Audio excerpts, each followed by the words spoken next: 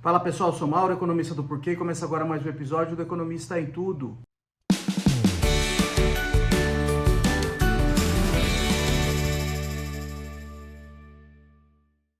Para você que está chegando por aqui, eu convido a se inscrever no nosso canal e a ligar o sino para receber as notificações. Toda semana 3 vídeos novos. E também a dar uma olhada no nosso site www.porquê.com.br, tem bastante conteúdo escrito lá. Hoje eu vou falar do PIB.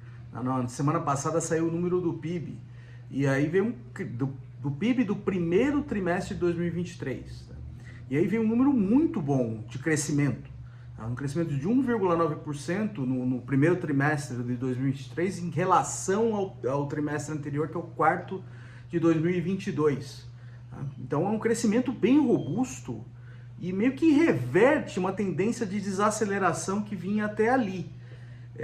Esse é o copo meio cheio, mas tem um copo meio vazio, porque a hora que a gente quebra esse número por atividades econômicas, a gente vê que ele está muito concentrado num setor, que é a agropecuária. Então, primeiro, o que é o PIB? O PIB é o Produto Interno Bruto. Tá? O PIB é uma medida de tudo que é produzido num país em determinado período de tempo, de todos os bens e serviços produzidos no país em determinado período de tempo, e aqui é o primeiro trimestre de 2023 no Brasil inteiro.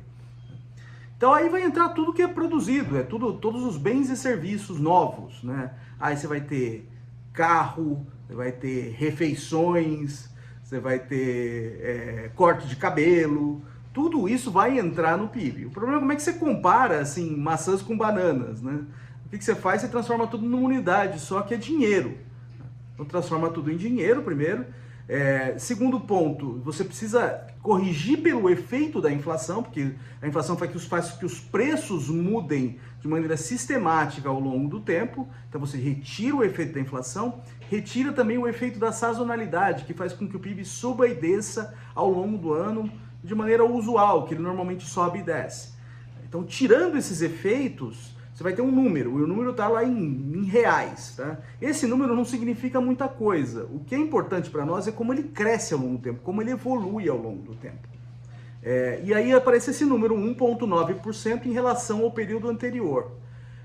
Outra coisa importante do PIB também, que o PIB é igual à renda do país gerada. Então toda vez que você produz um produto novo, por exemplo, uma cadeira nova, você vende aquela cadeira e você gera uma série de rendas. Tem que pagar os trabalhadores, tem que remunerar um empresário com lucro, o empresário e os acionistas da empresa.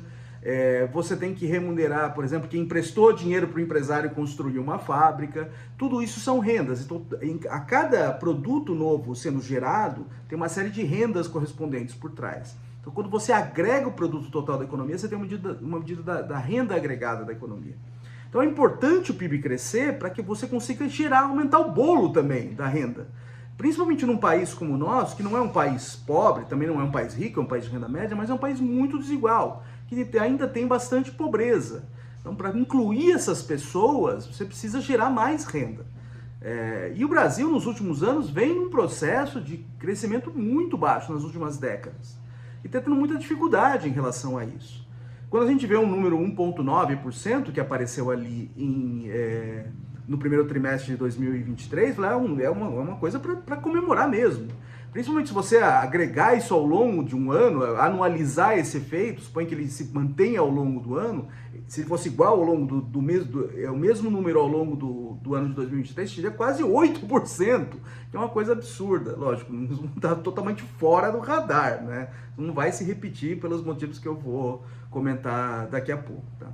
Então, o crescimento econômico é você gerar taxas de crescimento consistentemente altas ao longo do tempo. De modo que você consiga fazer com que esse bolo cresça assim, sistematicamente, de maneira considerável, e aí você consiga, o país, por exemplo, consegue pular em graus de desenvolvimento, passar de um país em desenvolvimento para ser um país desenvolvido, como aconteceu, por exemplo, com a Coreia. Então você precisa de coisas consistentes, não coisas episódicas. E toda a cara que está aqui, agora o copo meio vazio para esse dado do PIB, é que é uma coisa completamente episódica. Por quê?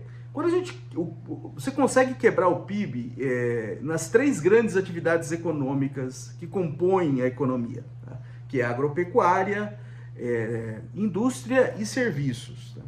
A agropecuária é a menor delas, ela responde por 8% do PIB. A maior parte é serviços, que é mais de 60% do PIB. Só que a hora que você olha para o número desse primeiro trimestre, o que aconteceu? A agropecuária teve um crescimento absurdo, é 21%. Então, mesmo sendo pequenininha no cômputo do PIB total, ela puxou muito esse número do primeiro trimestre de 2023. Tá? E o que o IBGE, que é quem calcula o PIB, está informando, que está acontecendo, isso foi uma safra anormal ali, muito boa, de soja, que em boa parte está por trás desse efeito. Então isso aí vai se repetir de novo? Muito provavelmente não. Tá? Então o que aconteceu aqui foi uma coisa episódica. Então, olhando para frente, esse número é um número ótimo, mas assim, é uma coisa que não vai se repetir ao longo do tempo, não vai mudar a nossa vida. Tá? Não vai mudar a situação do país, que é essa situação de crescimento baixo durante décadas.